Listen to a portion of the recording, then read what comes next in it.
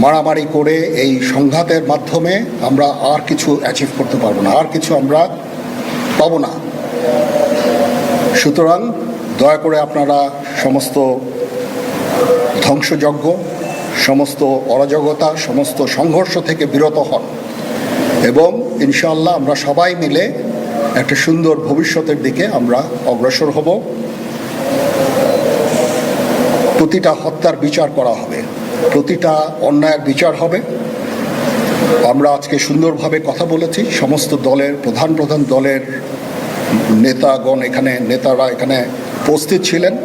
আমি ওনাদের ইনভাইট করেছিলাম এখানে, ওনারা ভেরি নাইস অফ দেম যে ওনারা এসেছেন অ্যান্ড আমরা একটা সুন্দর আলোচনা করেছি এবং এই আলোচনাটা ফলপ্রসূ হবে বলে আমি মনে করছি এবং আমরা একটা সুন্দর একটা ইন্টারিম গভর্নমেন্ট ফর্ম করে আমরা দেশ পরিচালনা করব। মাননীয় প্রধানমন্ত্রী পদত্যাগ করেছেন এবং এখন একটা ইন্টারিম গভর্নমেন্ট ফর্ম করে আমরা আমাদের কার্যক্রম পরিচালনা করব।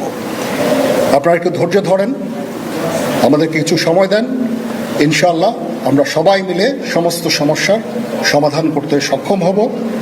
আপনারা আর এই সংঘাতের পথে যাবেন না এবং শান্তি শৃঙ্খলার পথে ফেরত চলে আসেন। আমাদের দেশের অনেক ক্ষতি হচ্ছে, অর্থ সম্পদের ক্ষতি হচ্ছে, জানের লোকজন মারা যাচ্ছে। তো এগুলো থেকে আপনারা বিরত হন এবং আমাদের সাহায্য করেন। আমি সমস্ত দায়িত্ব নিচ্ছি, আপনারা আমাকে সাহায্য করেন। সবাইকে ধন্যবাদ। আল্লাহ হাফিজ।